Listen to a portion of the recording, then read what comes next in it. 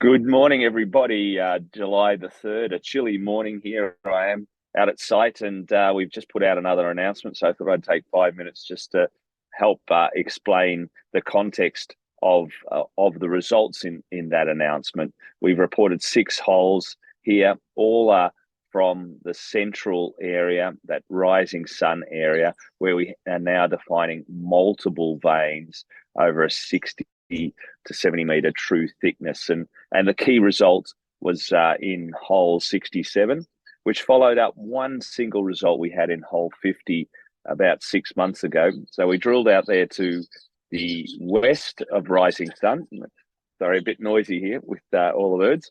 And we hit the vein 115 meters up dip, in this case in hole 67 from hole 50, and that was 0.6 meters at 161.6 grams gold equivalent, which was 87.6 grams gold, and a staggeringly high result in antimony, 46.8% antimony. So it was a massive antimony vein with lots of visible gold through the core.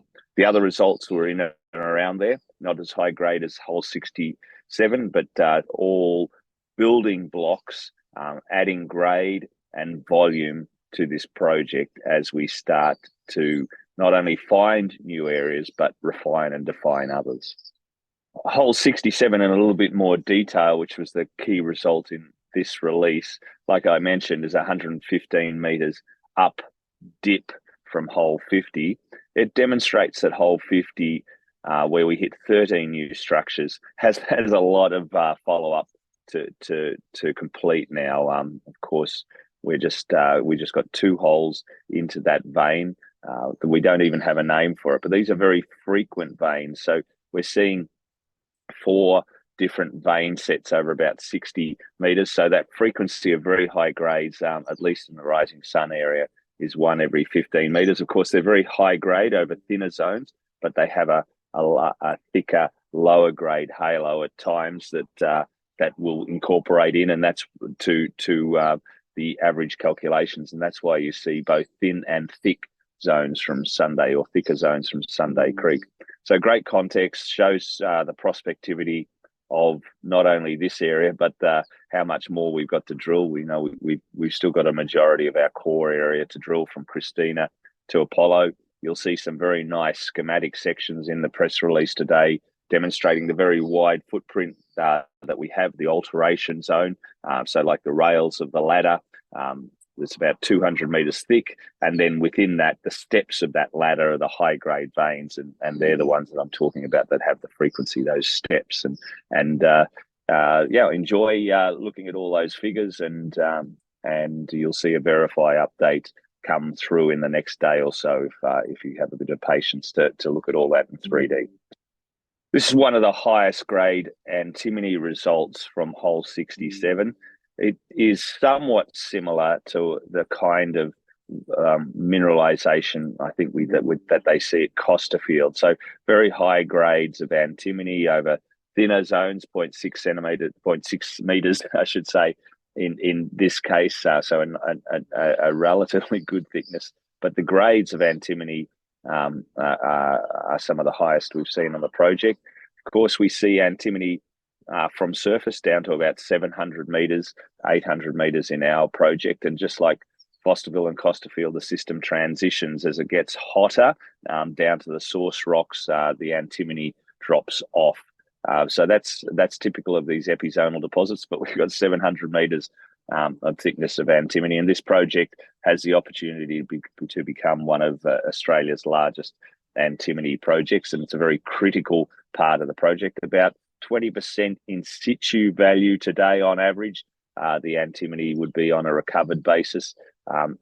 So it's a gold project with a potential antimony byproduct, but very important that it adds a critical metals dimension to the project that is very real and an opportunity for the Western world, not just Australia or Victoria, to help recreate that supply chain that is currently 82% dominated by China and Russia. Southern Cross always has many drill holes coming along the way. We've got 4 rigs operating. Well, we had 4 rigs operating till a few days ago. The 4th rig has just finished a long strike where we've drilled just over 2,000 meters, 3.5 to 7.5 kilometers away from Leviathan, right through to Tonstals. So that has an opportunity to add 10 times the strike length to the main zone that we have been drilling and focusing on over the last year. That's a 10-time increase in strike length. So just the scale here is quite significant. Those results you'll see soon as they start to flow in. Then we have 3 rigs drilling back in the main area. Some of the deepest holes at Apollo, some big step outs down to 500 meters below known mineralization, so half a kilometer step out at depth in Apollo. Hole 68 is now being processed, and then there's other holes in and around Rising Sun. You'll see us drilling from the west to the east in many holes as we've started to nail down that altered footprint, that host position. Then we can start to drill within that to hit the high grade steps of that ladder. Sunday Creek continues to deliver. That's what this press release states, and really everything we've done over the last 6 months. If you look back at our news flow, and that's how you build projects of significance, by continuing to drill gold continually. Sunday Creek has multiple avenues to increase the scale of this deposit, and that's what we're doing here. We're drilling to make this a project of significance. We're not going into a JORC resource immediately. We want to make this a project of significance and scale, and then these holes also go to the continuity question and how it all hangs together. And we've got getting much better ideas on how it all hangs together hole by hole as geologists do as we gather more information. And we look forward to producing more results very soon as the drill rigs continue to keep turning in this chilly winter we have down here in southern Australia.